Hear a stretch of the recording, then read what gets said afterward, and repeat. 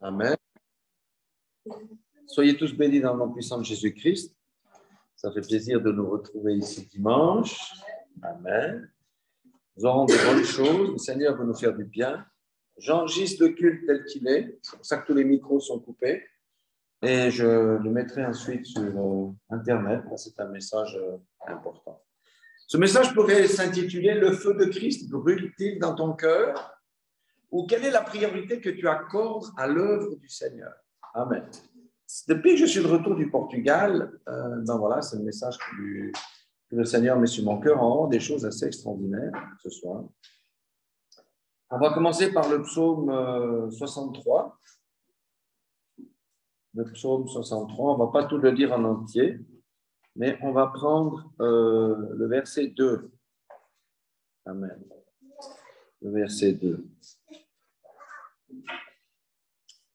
Et la parole de Dieu déclare: Ô Dieu, tu es mon Dieu, je te cherche. Mon âme a soif de toi, mon corps soupire après toi.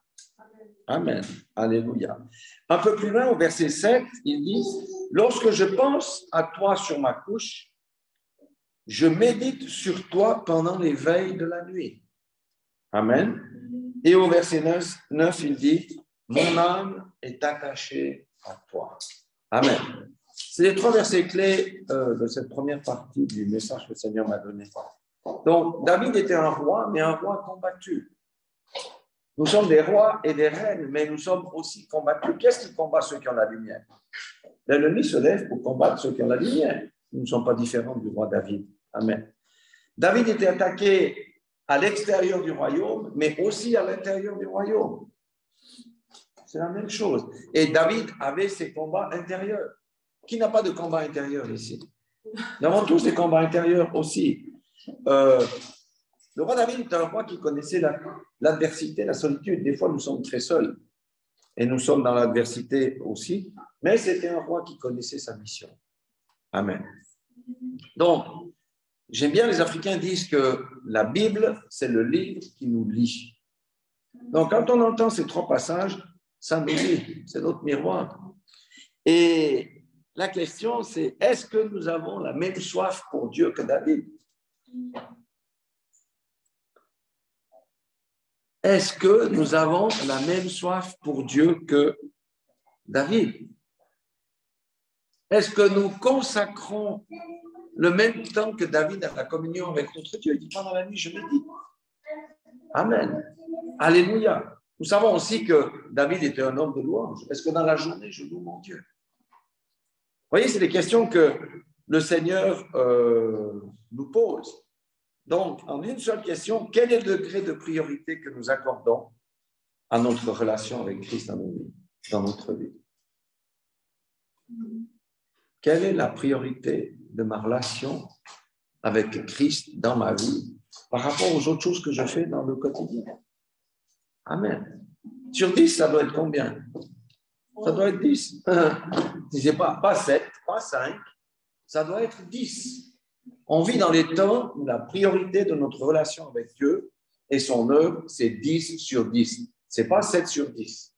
C'est 10 sur 10. Ça, on doit vraiment bien le comprendre. David a dit qu'il avait soif de lui parce qu'il était fatigué de sa propre vie, fatigué de sa charge. David était un roi.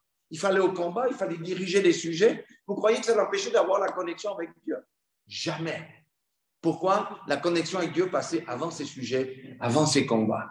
Et s'il n'avait pas le temps dans la journée, c'est la nuit qu'il avait la relation avec Dieu. Et David était un homme de louange. Il avait encore le temps pour concevoir des louanges, jouer de ces louanges avec les instruments de musique.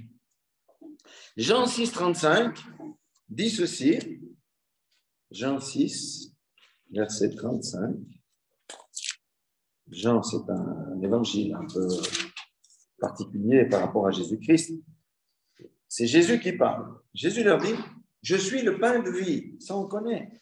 Celui qui vient à moi n'aura jamais faim, et celui qui croit en moi n'aura jamais soif. Amen.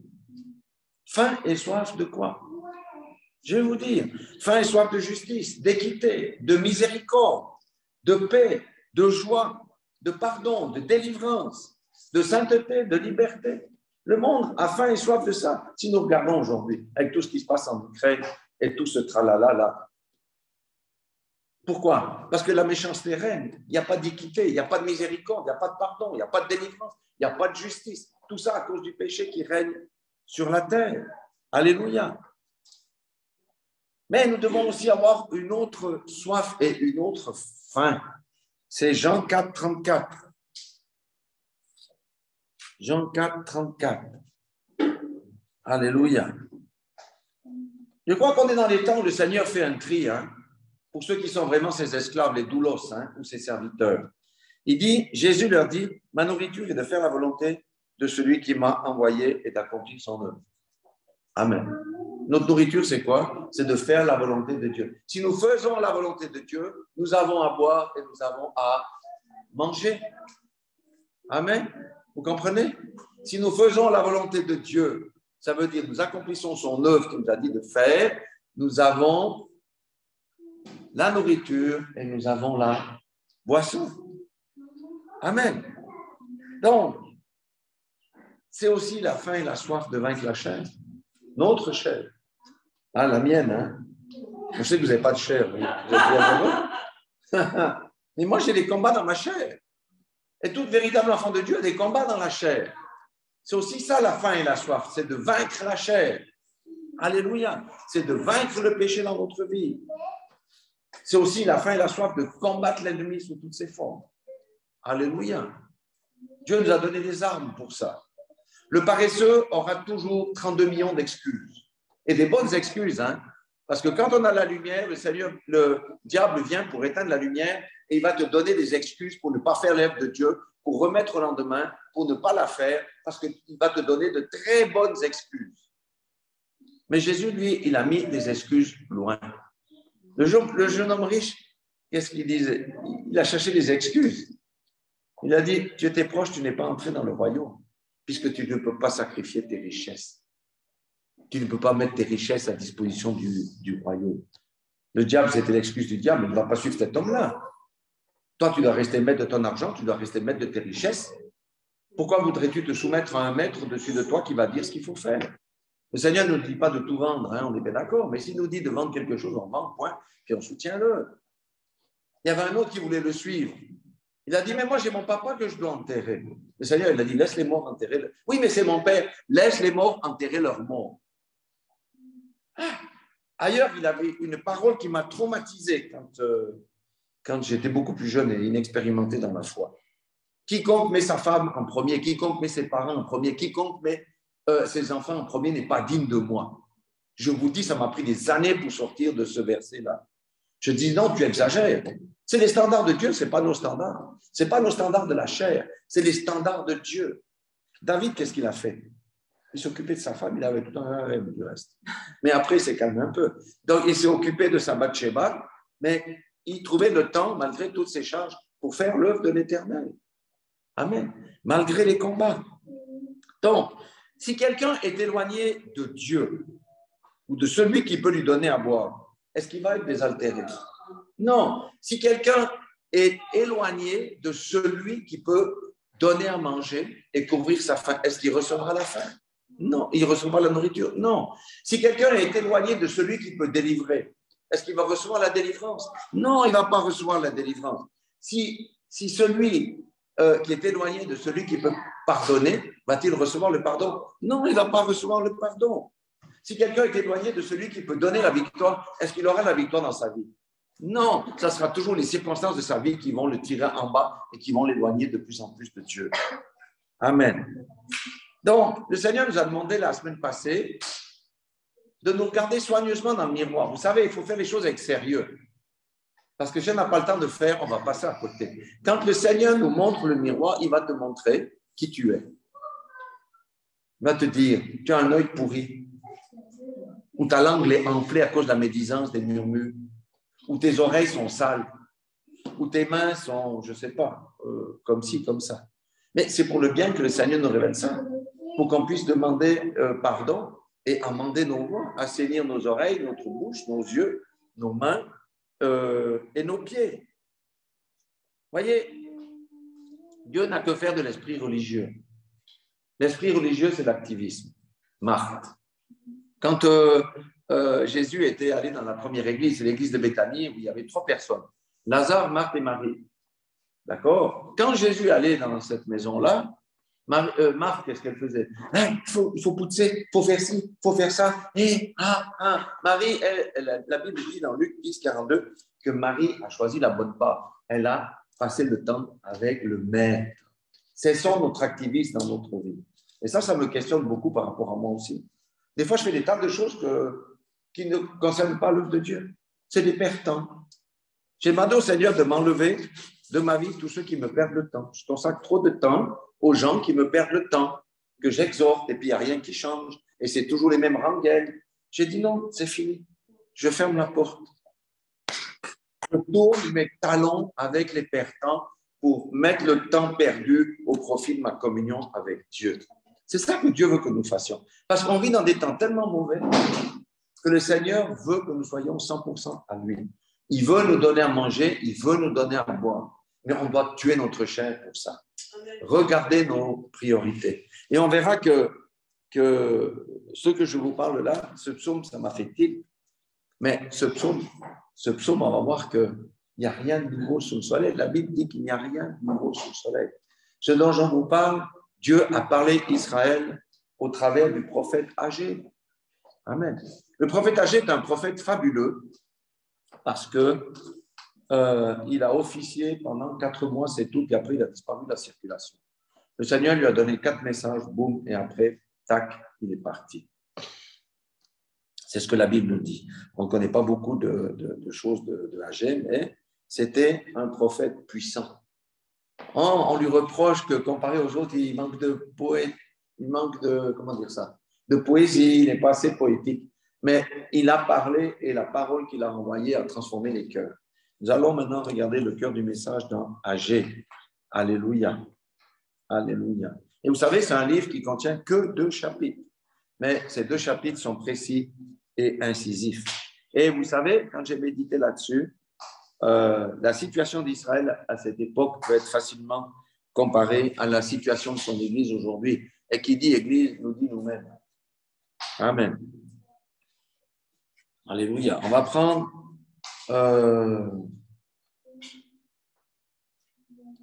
le verset 5. Amen. On va même prendre le verset 2. Tiens, on va prendre 2 à 5. Il dit ainsi parle l'Éternel des armées. Ce peuple dit, le temps n'est pas venu, le temps de rebâtir la maison de l'Éternel. C'est pourquoi la parole de l'Éternel leur fut adressée par Agé, le prophète en ces mots.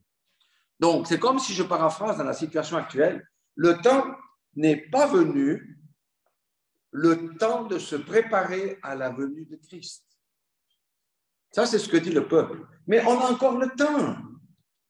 On a encore le temps.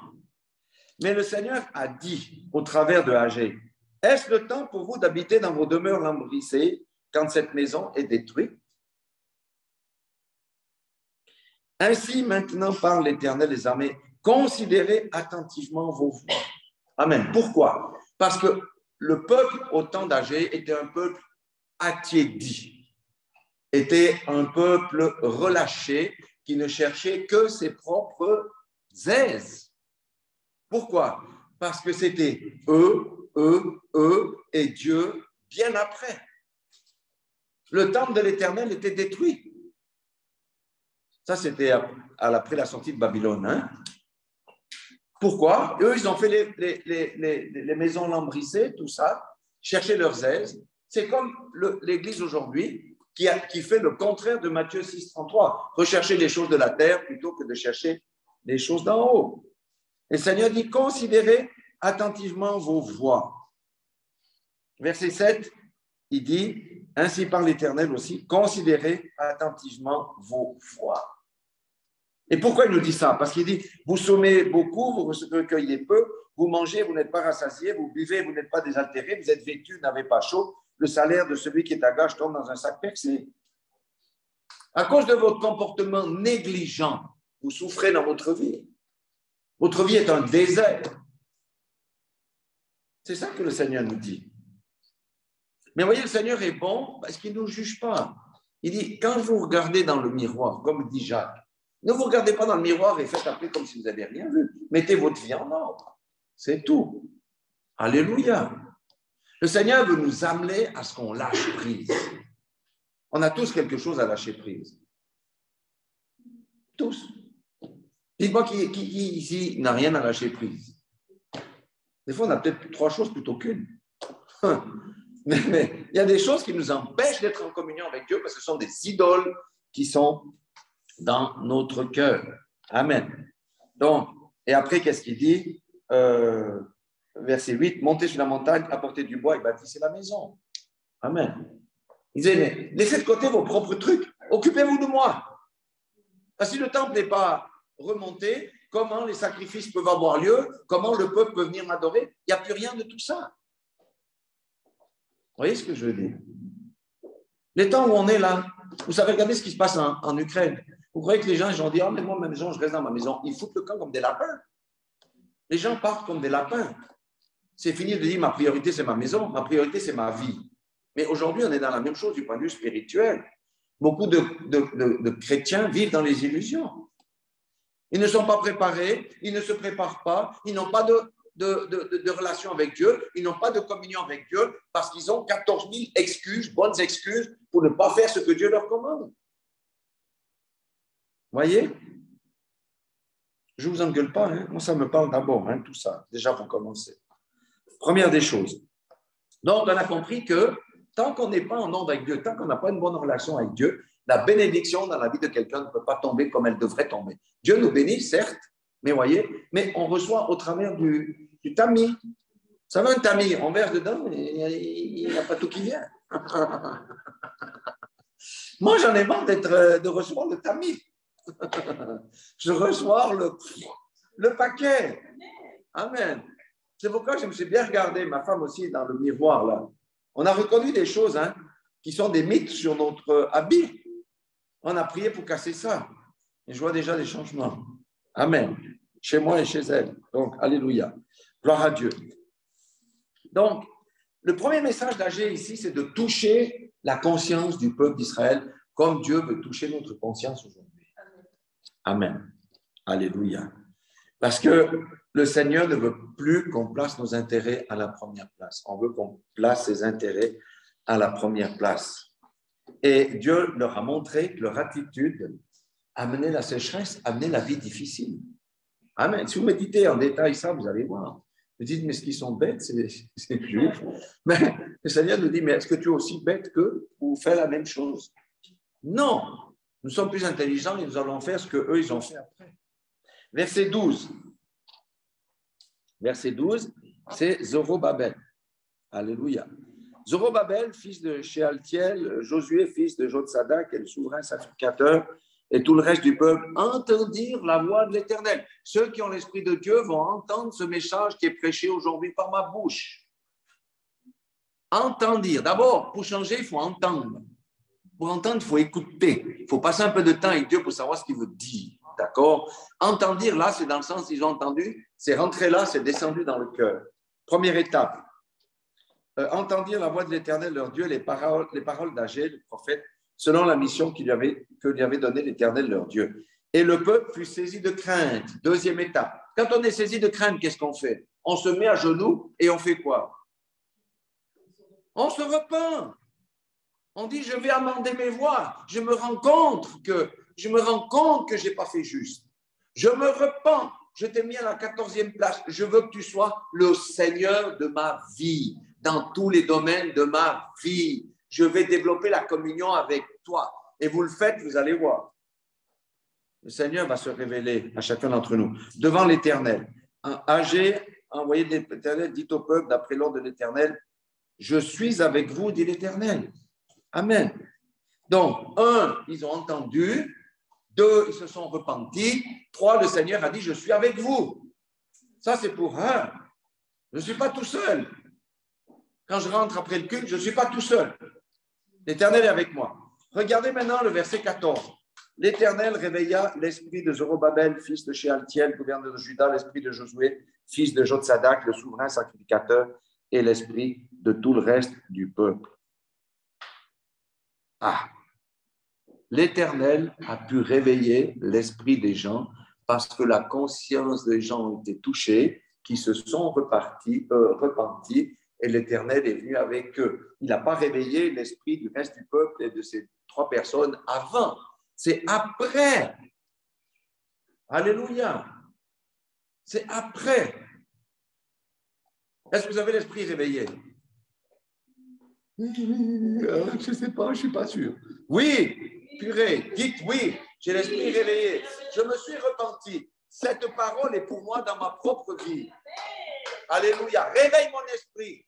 Je veux que le feu de ton esprit me prenne.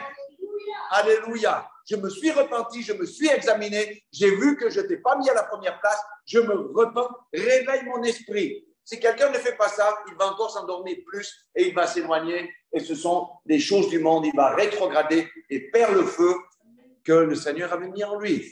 Moi, je dis, Seigneur, réveille mon esprit. Réveille mon esprit de mes frères et de mes sœurs qui entendent ce message aujourd'hui dans le nom puissant de Jésus. Et qu'est-ce qui se passe après? Ils vinrent et ils se mirent à l'œuvre dans la maison d'Éternel. Alléluia. Tout d'un coup, il n'y a plus les excuses, les fausses excuses du diable là pour nous empêcher de faire ce qu'on doit faire. Il n'y a plus, parce que le Seigneur a réveillé notre esprit. Et notre esprit nous dit, ce que tu fais là, laisse-le de côté. Sépare-toi de ci, sépare-toi de ça. Laisse tomber ci. Mets ça à la 2e place, pas à la 1re place. Du reste, dans les 2 commandements, c'est Dieu à la 1re place et notre prochain à la 2e place. Dans le prochain, ma femme, mon mari, mes enfants, mes parents, tout ça, ça vient après. Ça ne vient pas avant l'œuvre de Dieu. Et le diable va dire, non, c'est l'œuvre de Dieu parce qu'il touche ta chair. Donc, que le Seigneur nous réveille notre esprit pour qu'on puisse s'aligner sur ce qu'il nous dit, sur ce qu'on doit faire dans son œuvre. Amen. Moi, je trouve que c'est une parole très, très encourageante. Quand j'ai médité ça, j'ai partagé une partie des choses avec ma femme. Le Seigneur m'a encore montré des choses après-midi. J'ai dit, mais c'est exactement ce qu'on fait. C'est pour ça que beaucoup dans le Mivak, ils n'ont pas compris. Ils font ça comme un jeu. Quand on intercède pour les gens dans le Mivak, on intercède pour nous-mêmes. Amen. On s'occupe des affaires de Dieu. Alléluia. La sœur Languide, la sœur Fatima, qui sont au front, eh bien, c'est leur job. Elles travaillent pour Dieu. Amen. Nous intercédons, nous travaillons pour Dieu. Vous voyez ce que je veux dire? Quand il faut prier, le diable va te dire non, mais t'as pas la commission, il faut encore aller chez le coiffeur. Quand tu es chez le coiffeur, tu te dis t'as oublié de téléphoner à la sœur Pervin Pampin, téléphone à la sœur Pervin Pampin, tu vas passer 3/4 d'heure au téléphone, puis arrive le soir, je dois m'occuper de mon mari, je dois m'occuper de mon gamin, et tu ne t'es pas occupé de Dieu. C'est comme ça que le diable tue la foi des gens. Je vous assure. Combien de fois je suis tombé dans le panneau? J'ai dit, mais aujourd'hui, je ne tombe plus dans le panneau. Le matin, quand je me lève, ça, c'est une nouveauté pour moi. Je passe au moins mon heure et mon heure et demie dans la louange, l'adoration et la lecture et la prière. Point. Avant d'aller sur le ouvrir ce maudit téléphone. Si on va sur le téléphone, il y a les messages et tac, tac, tac, et les appels. Laissons de côté le téléphone. Le téléphone nous empêche de chercher la face de Dieu. Et ça, je parle pour moi. Chacun a ses combines. On est d'accord. Donc, ici, ils se sont mis au travail. Après, dans le chapitre 2, donc dans le chapitre 2, ils se mettent au travail. Mais je dois vous dire que faire l'œuvre du Seigneur amène toujours son lot de difficultés. Ils avaient des difficultés ici. Ils ont eu des difficultés, si on lit l'île de Drasse et toutes ces choses-là. Mais il dit, il va maintenant les réconforter. Parce qu'il y avait eu le temple de Salomon qui avait été détruit. Maintenant, il dit au verset 3, quel est parmi vous le survivant? Agé a dû être un survivant du premier temple, qui a vu cette maison dans sa gloire première. Et comment la voyez-vous maintenant? Telle qu'elle est, ne paraît-elle pas comme rien à vos yeux? Ça veut dire, vous voulez retrouver la gloire d'antan? Faites votre boulot. Amen. Et au verset 4, il dit maintenant, fortifie-toi, Ruth, fortifie-toi, Richard, fortifie-toi, Blessing, fortifie-toi, Anna, fortifie-toi, Fatima, fortifie-toi, Bernard, fortifie-toi, Tati. Vous voyez ce que je veux dire? Fortifie-toi, peuple entier, et travaillez. Arrêtez de murmurer. Travaillez. Le Seigneur nous dit, vous allez voir la gloire. Mettez-vous au travail. Amen. Le travail, ce n'est pas notre job séculier. Vous voyez ce que je veux dire? Parce que si on travaille dans notre job séculier, eh bien, on cherche à adorer, soit le matin avant de partir au travail et encore le soir avant d'aller au lit pour nous garantir des mauvaises attaques de la nuit. Ce matin, à quelle heure je me suis levé? 3h30 du matin, j'étais tout en bas du lit parce que j'ai eu un songe horrible. Pour casser ça, je n'ai plus pu dormir après. Donc, qu'est-ce qu'on fait? On prie Dieu. Je mets ma louange, je mets mon adoration, tranquille, je chasse, je me relaxe, je bénis Dieu, je loue Dieu. C'est ça qu'on doit faire. On ne va pas dire, oui, le diable va te dire, oui, mais tu as vu, c'est 3h30 du matin, tu as encore le temps, dors. Non. Si le Seigneur me montre quelque chose, je me lève, je travaille la nuit. Point. Je ne regarde pas à mon corps si je suis fatigué, pas fatigué. Ça, c'est le diable qui va nous embêter avec ce genre de raisonnement intérieur. Donc, ici, il dit encore à la dernière partie du verset 5, je reste fidèle à l'alliance que j'ai faite avec vous. Alléluia. Et mon esprit est au milieu de vous. Ne craignez pas l'esprit de peur. Même une fois cette semaine, c'est avant-hier, je me suis réveillé la nuit, le matin, avec un esprit de peur. Mes finances, vous, qu'est-ce qui va se passer? Et comment là? Et la famille? Et j'ai dû chasser cet esprit de peur. Vous voyez ce que je... Quand on est au front, l'ennemi ne nous laisse jamais tranquille. Vous voyez ce que je veux dire? Donc, non, quand on est actif dans le Seigneur, on a des attaques. Mais il dit, fortifie-toi. Alors, ce soir, je me fortifie au nom de Jésus-Christ. Et je ne crains rien parce que l'Esprit de Dieu est avec moi. Alléluia. Et au verset 9, il dit, la gloire de cette dernière maison sera plus grande que celle de la première. Dit l'Éternel des armées, et c'est en ce lieu que je donnerai la paix, dit l'Éternel des armées. Amen. Alléluia. Maintenant, là, il y a l'histoire du temple physique. Mais il y a aussi le temple spirituel. Dans 1 Pierre 2,5, il part, je n'ai pas voulu prendre tous les versets, mais juste ce verset-là. 1 Pierre 2, verset 5. Il nous dit, bon, même prenons le verset 4 encore. Approchez-vous de lui, pierre vivante. C'est qui la pierre vivante? C'est moi. C'est vous qui m'écoutez. C'est le temple. Ce n'est plus les pierres physiques, ce n'est plus les pierres naturelles, c'est les pierres spirituelles, rejetées par les hommes, mais choisies et précieuses devant Dieu. Et vous-même, comme des pierres vivantes, édifiez-vous pour former une maison spirituelle. Nous sommes les pierres vivantes, parce que la première pierre vivante, c'est Jésus-Christ. Amen. C'est lui la pierre vivante qui a été rejetée. Mais nous, il nous dit, édifiez-vous pour former une maison spirituelle. Nous sommes des pierres vivantes. Et ce qu'il nous dit, ce qu'on comprend dans Agé, vous savez qu'il y a eu une première gloire à la Pentecôte. L'église de la Pentecôte était glorieuse. Mais cette gloire-là, elle est partie où? Au fil des siècles. Dieu agit encore ici et là. Mais il nous dit prophétiquement que la gloire de cette dernière maison, c'est la gloire spirituelle de la maison que nous sommes, dont nous faisons partie et qui doit être restaurée. Pourquoi elle doit être restaurée? Parce que le peuple de Dieu est endormi, attiédi, avachi, concentré sur ses propres affaires au lieu d'être concentré aux affaires de Dieu. Alléluia. Vous voyez, c'est ça. Dieu a la première place. Et le Seigneur a promis qu'il allait réenvoyer la bénédiction, la pluie d'arrière-saison dans Joël. C'est quoi? C'est la pluie spirituelle. Et je répète de nouveau la vision de Tommy Hicks. Il a vu le géant qui était l'église, qui allait du pôle sud au pôle nord, qui était attaché, mais qui s'est relevé. Et que la pluie d'or est tombée sur les personnes. Et ils ont guéri les malades, ils ont été dans les hôpitaux, ils ont fait toutes ces choses. C'est ça que nous regardons. Donc, alléluia. Maintenant, notre ministère a deux jambes. Vous savez lesquelles c'est? La repentance et la sanctification. Eh bien, maintenant, il va en parler ici.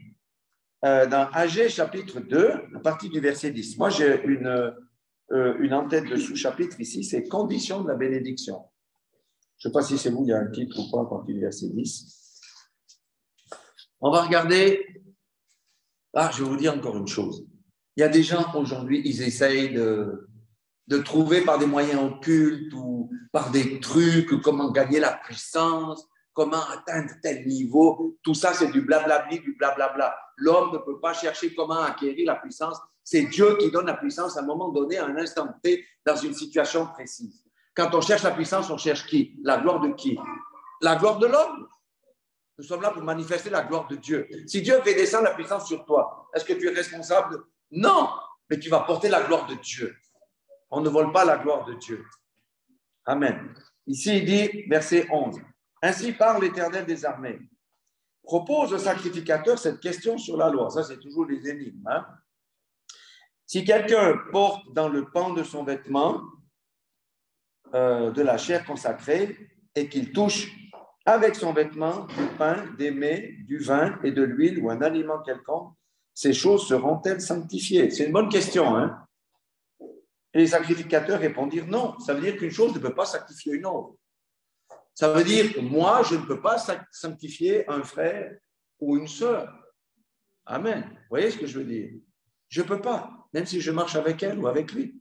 Je ne peux pas. La sanctification, je ne peux pas. Maintenant, il dit encore, et Agé dit, si quelqu'un est souillé par le contact d'un cadavre, toutes ces choses seront-elles souillées? Les sacrificateurs répondirent, elles seront souillées. Vous comprenez ce que ça veut dire? Tu dois bien réfléchir. Dans l'Ancien Testament, toucher quelqu'un de mort, c'était être souillé. Et après, il fallait passer tant de jours pour la purification. Donc, moi, je suis quelqu'un de consacré. Déjà, à l'époque d'Agé, on va dire. Maintenant, un frère, là, a perdu un parent, un ami. Il va, et comme on fait dans le pays catholique, chez nous, en Valais, on prend la main de la morte, on lui fait le bisou sur le front ou sur les mains, voilà, puis après il vient chez moi. La Bible dit que je suis souillé par cette personne. Ça veut dire pas de copinage avec les gens qui sont souillés, parce que vous allez être souillés. C'est comme dans des églises sont souillées. Je vous donne un exemple concret aujourd'hui. Il y a des églises qui sont souillées parce qu'ils savent qu'il y a des gens qui font la prostitution. Et ces prostituées, et eux et au masculin, parce qu'aujourd'hui, tout le monde se prostitue, hein, amènent l'argent pasteur, je t'amène 2000 francs. Le pasteur qui prend est un idiot, parce qu'il se souille et il souille toute l'assemblée par l'argent de la souillure. Et l'argent de la souillure ouvre une porte à l'ennemi. C'est pourquoi nous devons veiller sur nos relations. C'est pourquoi nous avons besoin du discernement. Alléluia. Et le Seigneur dit, tel est ce peuple, telle est cette nation devant moi, dit l'Éternel, telles sont toutes les œuvres de leurs mains, ce qu'ils m'offrent là est souillé. Amen. Quand on met Dieu à la première place, qu'on a des idoles dans le cœur, tout ce qu'on va offrir au Seigneur, c'est agréé du Seigneur? Non, c'est souillé. Le Seigneur nous dit, c'est souillé. Ce que tu m'offres là, je ne tiens même pas compte, c'est souillé, parce que tu as des idoles. Renverse tes idoles dans ton cœur. Il dit, considérez donc attentivement. Je trouve que c'est merveilleux parce que le Seigneur ne nous juge pas. Il nous dit, amendez vos voies.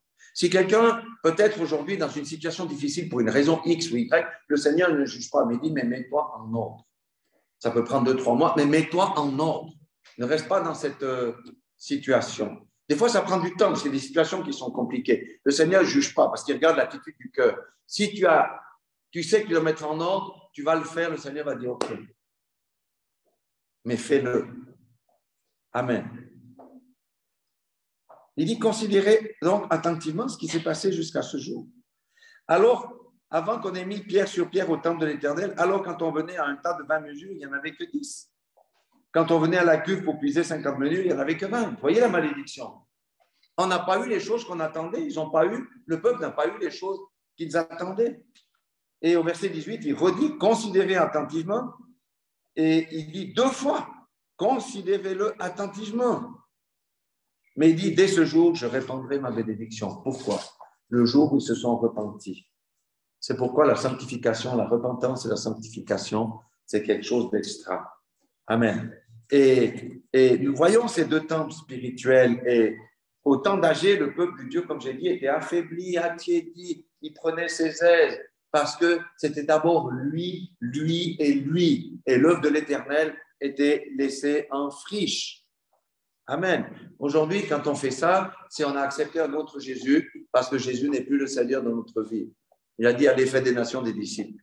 J'ai rencontré un homme merveilleux hier, à premier anniversaire de mon petit-fils, Owen, Daniel.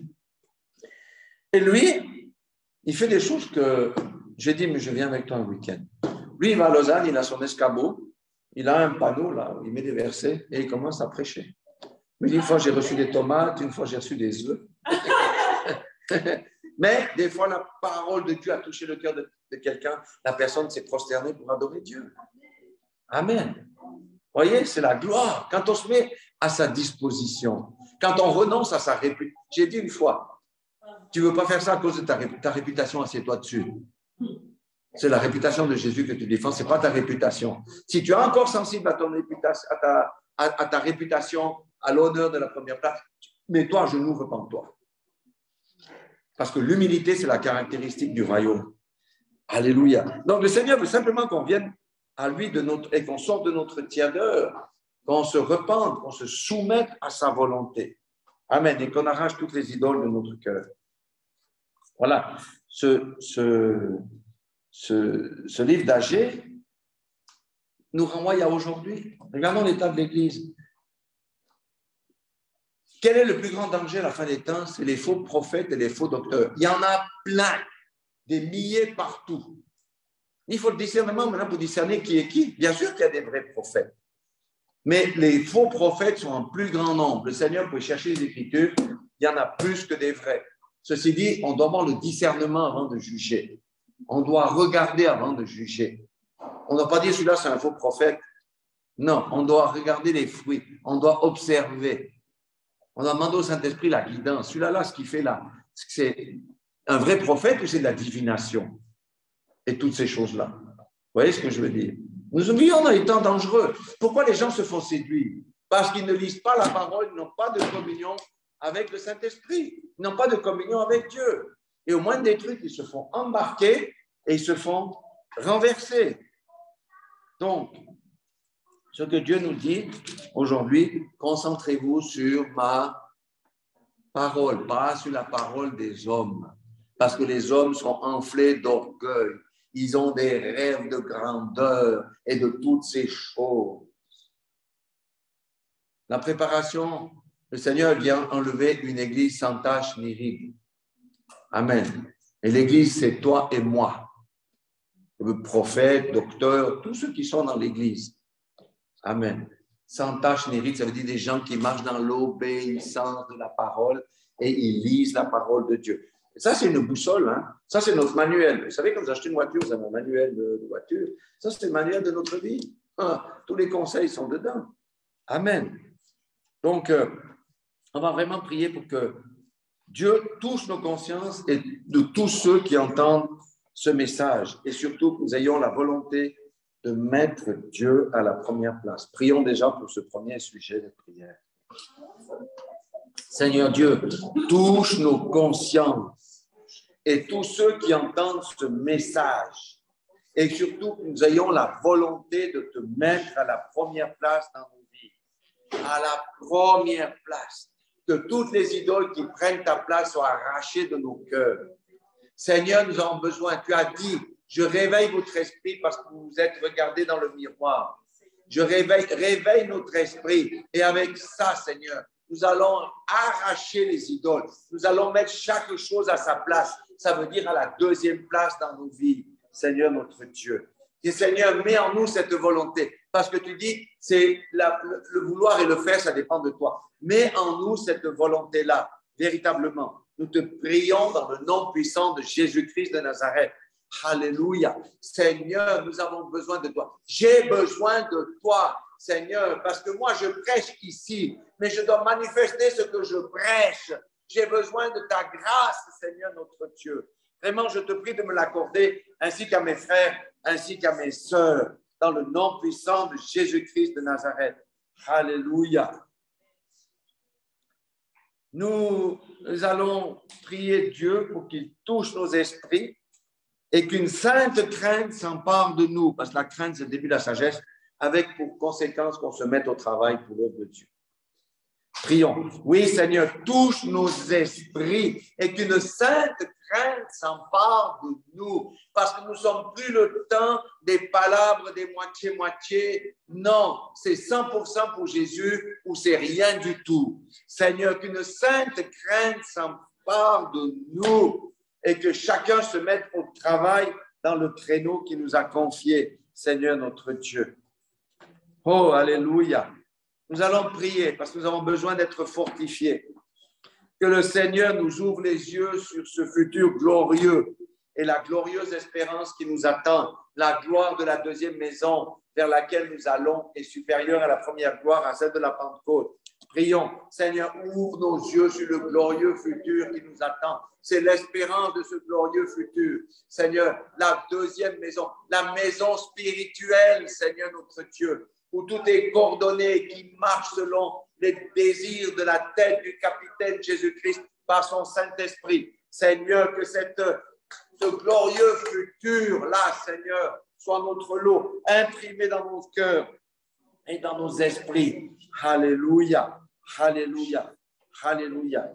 Et nous allons aussi prier que nous soyons tous pénétrés par la sainteté de Dieu et que l'horreur des souillures soit notre lot. Amen. Oui, alléluia.